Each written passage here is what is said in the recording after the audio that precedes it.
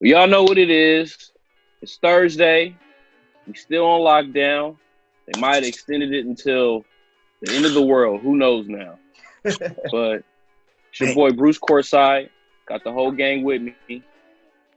We're going to go and kick off on this last dance. Yes, sir. Hey, just letting y'all know, Courtside Radio is here. It is Courtside Thursday. So you know we lit, man. We ready to give you that word. Mike Hill, the PG here, the Magic Johnson of the show, making sure this thing is smooth. And that is showtime. Every time y'all hear us on the mic. Shout out to my guy, Mr. Inglewood. What's good, Mike? What's good? What's good? Big Mike got a Pappy in the building. Courtside Radio. We got another one coming to you. And we on Quarantine Radio. No Tory Lanes. But we got another Fuego. Quarantine. There, bro. Oh, hey, you know I had COVID cuts. It was a COVID cut. COVID cuts? Okay, I see you play one. So that voice that you hear is King Kappa himself, man. What's up, Philip? Who, you talking about me? Yes, you. You talking about me? Oh, what's up, guys? You already know what it is. Philip Brown, a.k.a. The Truth Teller, a.k.a. Michael Hater. That's my nickname. Oh, okay. I feel it. I feel the energy. And then we got our, you got to make sure it's a little vanilla when you have too much chocolate. So we got our guy, Mr. Larry Bird himself of the show. What's up, Hines? Ooh, making it spicy in here. What's up, guys? We're stuck with, I'm going to throw that Tory Lanez back at you. This is LA Confidential, or LA Quarantine Confidential. So we out here. We're back. Courtside Radio, baby. Yes, sir. Hey, let's get right to it. Last Dance, episode 7 and 8. Man, it was a lot that they gave us, a lot about MJ that they showed. Man, him dealing with his whole father situation. For anybody who say Jordan was never scrutinized, when you're blamed for your father's death, hey, that's terrible right there. But man, what you guys take on this latest 2 episodes? You can start it off first, Bruce. Man, first episode, was deep. You get to see probably the most human side of Mike about him losing his pops and going through all that, and the articles about the gambling and all the nonsense that went down was just unnecessary, disrespectful. But just like in today's media, it's clickbait. At that point, it's pretty much they want people to pick up a paper or pick up a magazine or something like that. But I think it was funny to get off to the next topic is the baseball thing. Him leaving, going to play baseball. Mike said he was tired. He didn't want to play no more. He wanted to go play baseball, and he actually gets to play Double-A baseball because they said the stadiums were too small to deal with all the media. So that would have basically gotten him an opportunity to play in the MLB just solely off his name. Yeah, that is just off his name alone. Crazy. And then going back to the comeback with 4-5, losing to Orlando, and then then coming back and then putting it on them boys the next year. He couldn't wait. It's a perfect story, man. Like a perfect storm of how his career went, and it's put together very well. Yep. So, Mike, what's your take on these latest 2 episodes? Oh man, I've been enthused watching these. I had to watch it a couple times now. I love that if you look at it, he actually made up lies to tell himself to motivate himself. Because when I saw B.J. Armstrong, when they played the playoffs, and he said, okay, who's the best person to go ahead and come back and know what they want to do? He said, okay, once he got the chirping to Jordan, he looked at him and said, he knows better. He knows better than this because he knows what we can bring after that. And what I saw, he took the challenge every time that a player said, okay, even when the cat from the Bullets, their 93 draft pick, he had 37 on him and said, good game, Mike. That never happened. Mike lied to himself and told him that just to motivate himself and said, I'm gonna have what he had in the game in the first half. Next time I see him. Mike, you talking about the best LB to ever play, LeBradford Smith, which is a big time player. You understand that name is not gonna hold weight to any competition with another LB that we know, crown him soon, who might be the first to have 30, 10,000, 10,000, and another 10,000. Check the stats. He has room to do it. But this intrigued me, and I was anticipating this, and I love the intricacies that they went into Michael's motivation. He fired on Kerr. I did not expect that. When they got into that little scuffle in practice, I saw that he respected Kerr for setting up to him. But he said he felt this big for firing on the smallest person on the squad. It was self-defense. Because it wasn't even targeted at him. Like, he hit Kerr, like, to make a point to somebody else. No, he was just upset that nobody else was like, y'all come in here to practice and y'all felt privileged because you won 3 titles already. So we ain't done nothing. What have you done for me lately is the next thing that we got to do. Hey, so Philip, what's your take on The Last Dance, man, the latest 2 episodes? Man, I think it's tough for anybody to be criticized for their father dying. You're already going through a hard enough time as it is. And then for people to try to, like, find some way to put that on you as you're dealing with the death of your father, it's just unbelievable that people stoop so low. But then again, that's the game that, that's the game that the media plays. Once you're on top, they don't want you on top for that long, man. They'll celebrate with you, 1 or 2 times. We start talking about 3, 4, 5, 6, man. There's going to be somebody in there trying to, pull you down and, make you into more of a human. Because, Jordan's seen as a god, lowercase g, you know what I'm saying? And then people, start, like, being envious of, the things he's achieved. We want to bring him down. So, that's just really hard for him to go through. And I think, is at the same time that, and then that ties into, like, when he played Gary Payton and Gary Payton thought he locked him.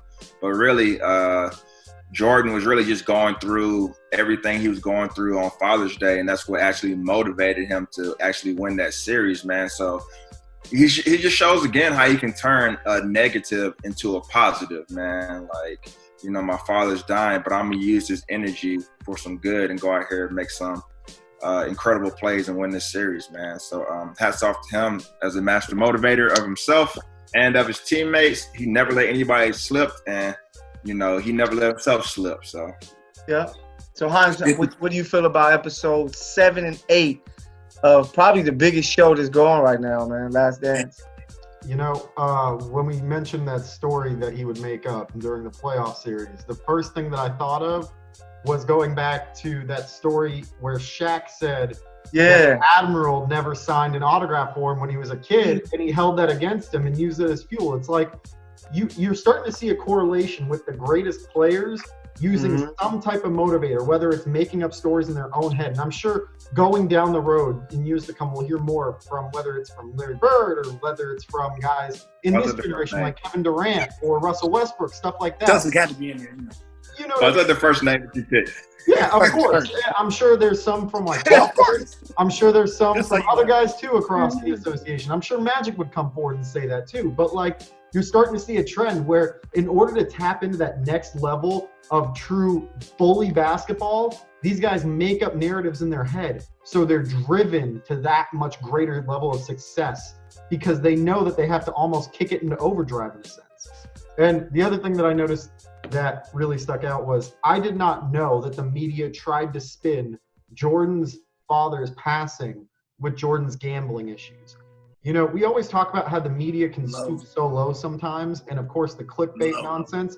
But to think, nowadays it's almost normalized to see clickbait content where you see articles about X, Y, and Z on Facebook that people repost thinking that it's for a specific topic and that it's also grounded in reality. But it really isn't. It's so hard for me to believe that in a day that predates social media, this type of stuff was going on. We're not talking about the National Enquirer or some nonsense magazine that you see at Ralph's when you're about to pay at the checkout, right? We're talking about globalized news stations that are actually pushing this content out there and passing it off as true or as something for people to start taking merit in. That's absolutely disgusting to think that there are people out there who would try and correlate the two. It's just, it's beneath people. It's beneath all of us, especially as journalists and guys who are in this field too. None of us would do that to anyone, regardless of how much we might hate, despise, or have any energy towards them. you never try and spin someone's personal shortcomings, whether that's, personal issues with family or family issues, period. You never try and spin that against them. And it just goes to show what we mentioned earlier, that when you're at the top, they try and use anything against you to take you off that step. The hardest. Yeah. Hey, and before we move along, something that people don't talk about that I always looked at with Jordan's career, and it showed it in these episodes, is, once he did come back, you had Space Jam and everything to get him ready, but people don't look at the way that he was able to bounce back. Like, he took that L to Orlando. He could have just faded and been like, damn, Jordan never won again. He never became that guy again. The Bulls weren't the same. The East became Shaq and Penny's. But no, they took that L, and Jordan was hell-bent saying right away to his trainer, Tim Grover, and we working out right now because I had next day. Body. Yeah, I got to get to my NBA body. And that's what led to the 3P. And I think that's something that people overlook, because a lot of younger crowds just think that Jordan was just perfect. He won his 6 and that was it. But it was like, no, he had to go through losing to Orlando, getting himself back. Where people were saying 2-3 ain't 45. The shots that he was going up and dunking are layups. But he was like, all right, I'll see y'all next year. And that next year, you know what happened? They go 72-10 and they win a championship. So I think that's a big part of his legend that a lot of people. But don't sleep though. Even though they did lose to Orlando, like him coming back mid to late March, they were 34 and 31 when he came back. Yeah, he was not even training basketball. Yeah, they weren't playing good. I want to give a shout out. Playoffs, got through. Go ahead. You gonna shout out the real LB? You gonna shout out the real? I was about to shout out to Tim Grover. I watched his documentary today, and that's a hard documentary where he goes through and explains like how he prepared Jordan and how he was just as driven as Jordan was, but just in his career field, and they matched up really well. So if you haven't seen that, jump on YouTube. Yeah, I like that. We got to check that thing out. I was gonna say I love that he dropped 55 in his 5th game back. Just to get back acclimated at Madison Square Garden. Just to get the bones working a little bit. Hey, 5 games I could drop 50 piece on you. And the sad part, Patrick, Pat Ewell was hot. He said, I feel like I had a good game too. I think I had a good game too. That's I feel like I had a good game too, but nobody remember that. Yeah, Jordan man, had 55. But this dude had 55, and it was his 5th game back. So of course, no one's gonna remember me having a decent game. No, is it crazy? 45 ain't 23 though. It's crazy how he always rose to the occasion, no matter what it was. You know what I'm saying? Like exactly. Madison Square first time back. Like, all right, I'm not just gonna get the W. I'm not gonna drop 30, 40. I'm gonna drop a double nickel on y'all boys. And Philip, say it with me. That's why he is the GOAT. Yeah, he one of the GOATs. Yeah. Man, get out of here. One of the GOAT. But hey, let's move along. We could talk Last Dance and the guy winning 6 championships more than anybody in this era of basketball all day. So, man, my guy Alex, tell the people what you're up to. We gonna, bro, don't ever mention Ori when we talk about Jordan and these guys. You said the most in this era. I had to correct you. Ori got 7. You said the most in this era. That's what you said. All right, so don't mention Ori. Going back into reality, because Robert Ori is not in that conversation. So yesterday, I was actually blessed with the opportunity to do an interview with Laker Nation's Trevor Lane on the Big Baby Jonathan podcast. Shout out to Big Baby Jonathan for letting me be on that, and also for doing his thing on Facebook Live pretty much every damn day. I don't know how he does it. I don't have the energy for that, and I know none of us do. So he's been actually doing a lot of work, and we got to sit down with Trevor Lane, who's a Lakers reporter on LakerNation.com, and we got into a bunch of different topics, and 2 of which that stuck out to me in this discussion were, will the NBA return? And the reason I want to mention this is because Stephen A. Smith went on the record just, I think it was yesterday or the day before that, saying in response to Shaq said that he did not think that the NBA should return because players wouldn't have enough time to get into shape. They wouldn't be in the right shape even when they got started. They'd be put into a rushed playoff format. And on top of it, by season's end, who's ever crowned champion will have an asterisk next to them. Similarly to how we talk about some of these other asterisk playoff runs, That's what he's claiming. And for me on my end, we got into this discussion on there, and I actually happen to think that Stephen A. Smith is wrong outright. And I want to get your opinions. But the reason I say that is because Stephen A. Smith has never played the game of basketball. And I myself am the first to say I have not played, but let me put it out there for you. These players should be at home relaxing. This season is a wash at this point. We shouldn't have to worry about these guys coming back and being pushed into a workout for a month and then getting back into shape, then going into the season, right, and to play this playoff run. Look, and the biggest part of it that I stress is that since the rest of the world is basically out of order given what's going on, players should not have to subject themselves, no matter how minimal staff are in the stadium, to potentially getting this virus and then potentially transmitting it to their family and friends. I don't want to have these players put at risk, and if I were a player, I wouldn't want to be put in that situation. I'd be willing to take this season as a loss. So I just, because earlier we talked about this, and I was kind of like thinking like, maybe you're right, but then what make these players any different than these other workers who have to go out there and feed their families and stuff like that? Just because they're basketball players, they still working under someone, so they have to find a way to make it happen. And I know that we us as fans, we think about the entertainment and stuff like that. Yes, they're going to bring that, but if you're the Lakers, like, are a team in the NBA, you already paid them 80% of their salary. So it's like, man, you have to show us, you have to show us what we're paying for. And we just canceled this season. We don't get that. And shout out to Jared Dudley. He brought something up else as well, as the new CBA is coming. And he was saying that a lot of their money the NBA players get when they get the $8 billion that they get a year comes from the TV money from the playoffs, because there's so many games. Everybody's watching these playoff games. If you take all of that away, it's going to lead to a CBA season to where they might use that against the players, and that's what Jared Dudley was kind of saying they don't want to have happen. Look, the whole point that I'm harping on is that it shouldn't be anyone in the press telling players what to do. It should be the players in collaboration with the associations saying, we're willing to come play. If the players aren't willing to play and put themselves at risk, I am fully okay with that, because the rest of the world is being told, don't go outside, do not do this, because you are putting not only yourself at risk, you're putting other people at risk, as well as your family, friends, and loved ones. So I, in no way, sense the word, have an issue if teams sit down with players and come to some type of an agreement. Do I think that they should be playing this year? No, but I do not think there is any good reason that anyone in the media, albeit all of us included, including Stephen A., or anyone that has never played the game of basketball, should have any right to tell these guys to go play again. Hey, the commissioner needs to step up. It's on him. But what you got, Philip? How you feel about this?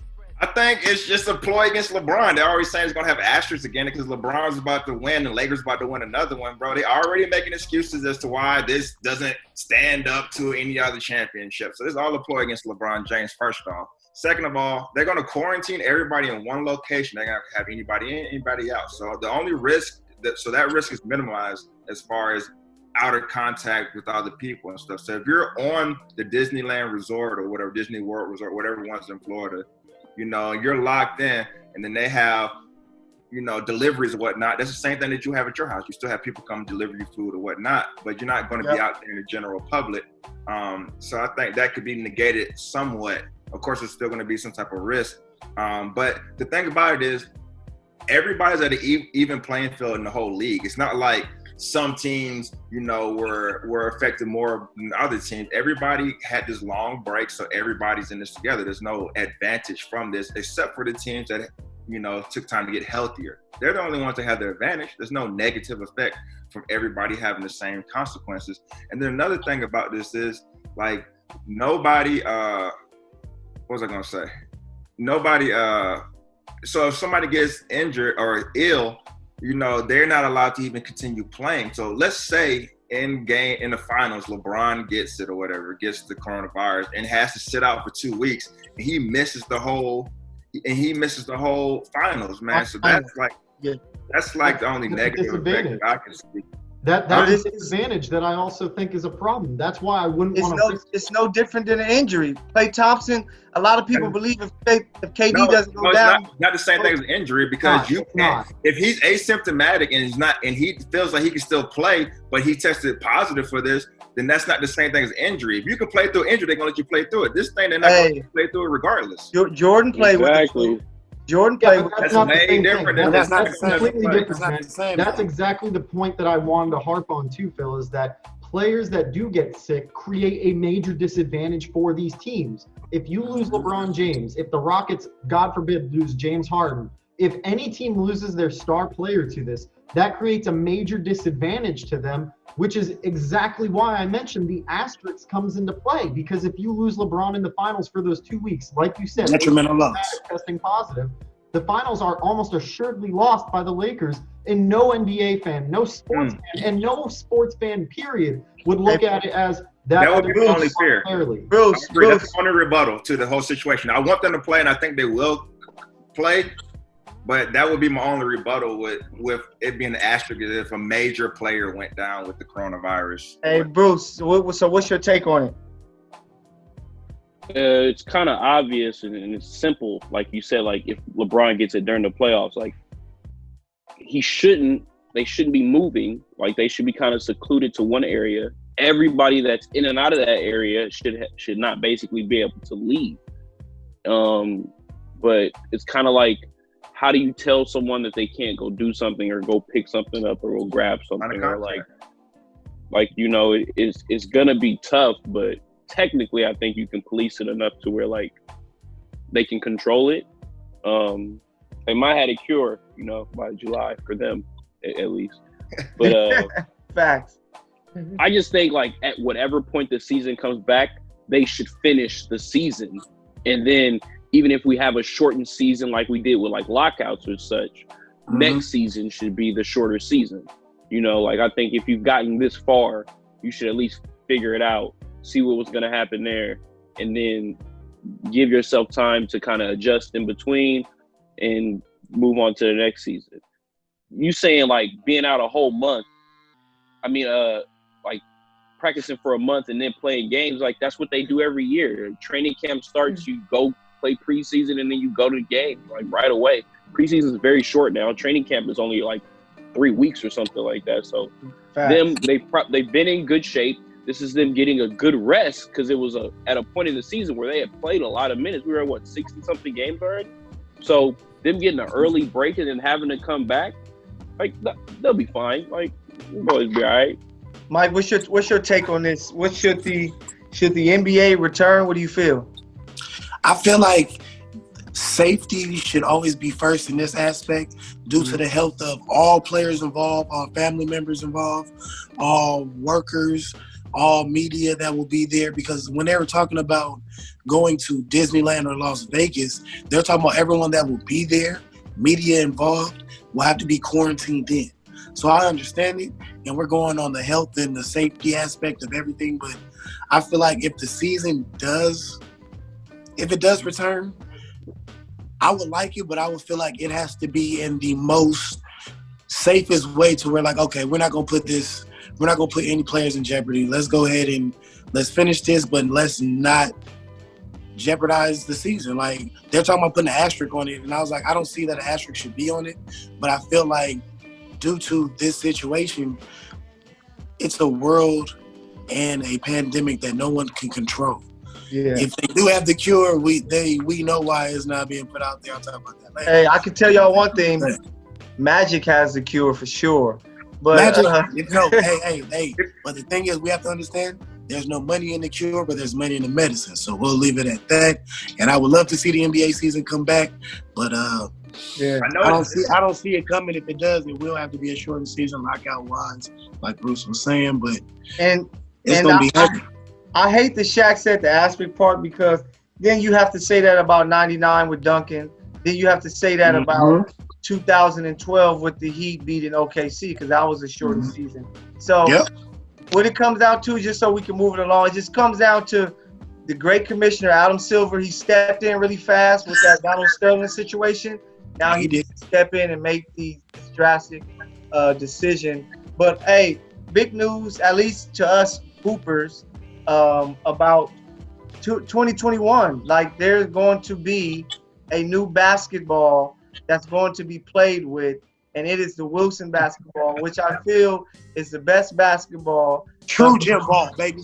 Before we started off, Bruce, I'm gonna have you started. Just gotta say, hey, Courtside Radio with the starting five, man. We thank you guys so much for always checking in for us. You know we love what we do, and we love you guys because even during the quarantine, we give you all these weekly shows, and the show must go on representing that Good News Radio, the Good News Sports. Thank you for those who listen to us on the Good News Radio app. Thank you for those who listen to us on Spotify, Apple Podcasts, Google Play, iHeartRadio. Mad love. So, Bruce, man, what do you feel about the NBA switching to the Wilson basketball 2021-2022 season?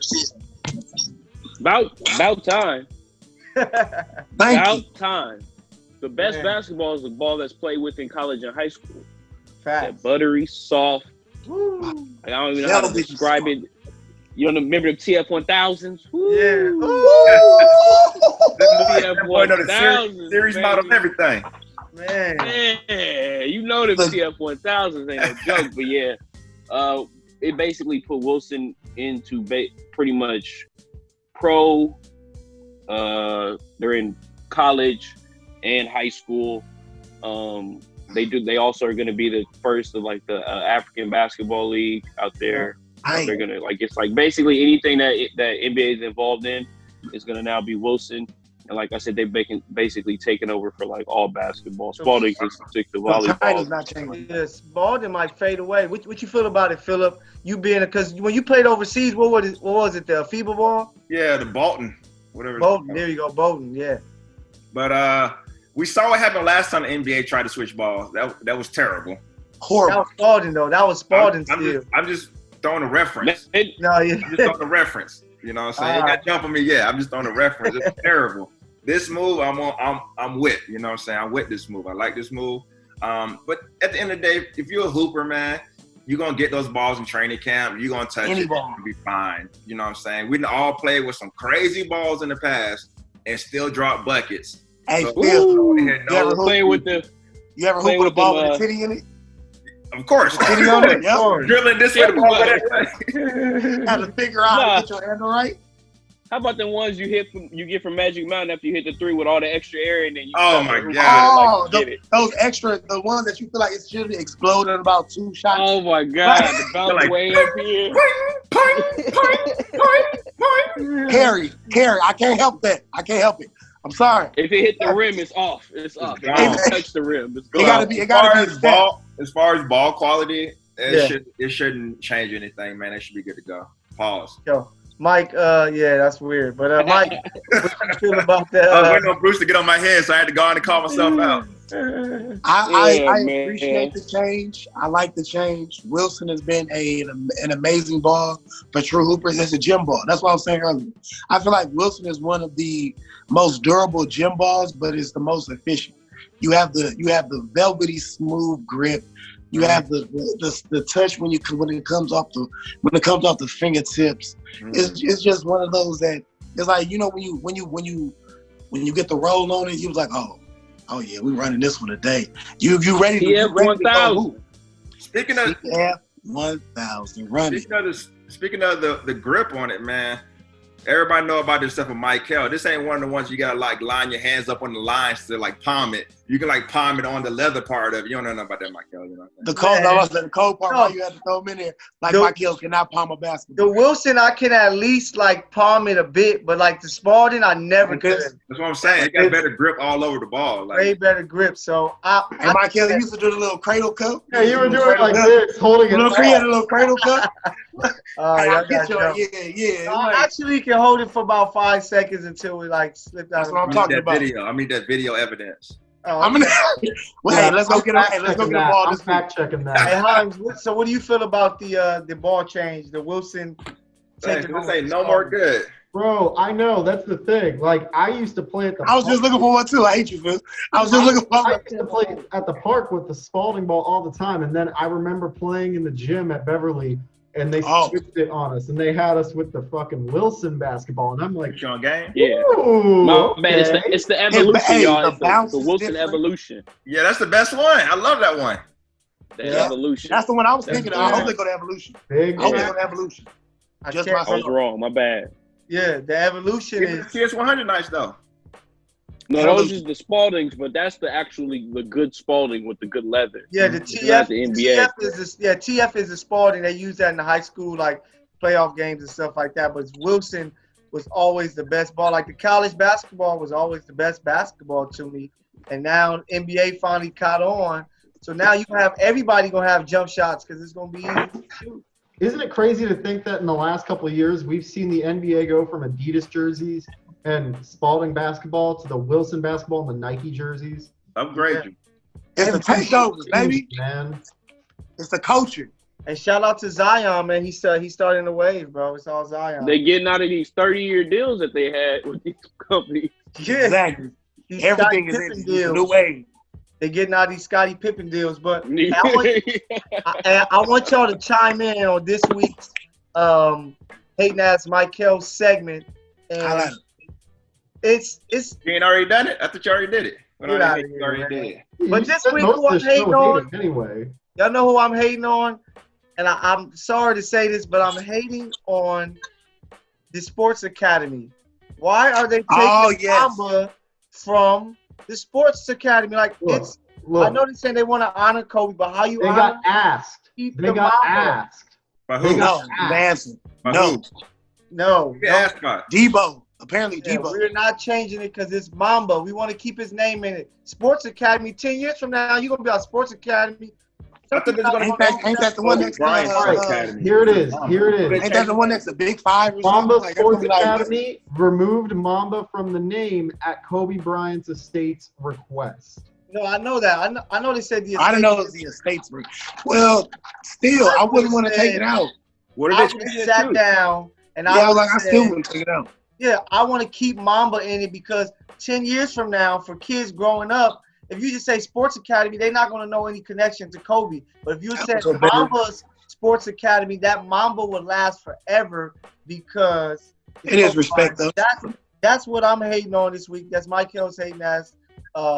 You never know that they might add Kobe Bryant's name instead of Mamba. They could say that makes sense. That's what I understood. No, they were saying that they're going to have like his Mamba jersey up and different like Mamba memorabilia there, but they're not going to have that. It's just going to be the Sports Academy. The Sports. Why have the Mamba memorabilia? The Sports Academy is what it's going to be called the Sports Academy. The Sports Academy. That's what we know as of now. Kobe Bryant Academy now. I was like, okay, yeah. Yeah, that would be here's the actual statement. Here's the statement. Let's hear it. With that, we as we carry on as the Sports Academy, it's more appropriate to put Kobe in another Hall of Fame, if you will, and to really respect a legacy that is unrivaled, frankly, and let that live on as its own. We will continue to do the work we do. Yeah. Cool. Mamba Academy is not in It should be Mamba Academy, and I'm going to leave it at that. Before we get up out of here, our Throwback Thursday Player of the Week is the guy that said he locked down MJ, and he's going to believe it to the death of him.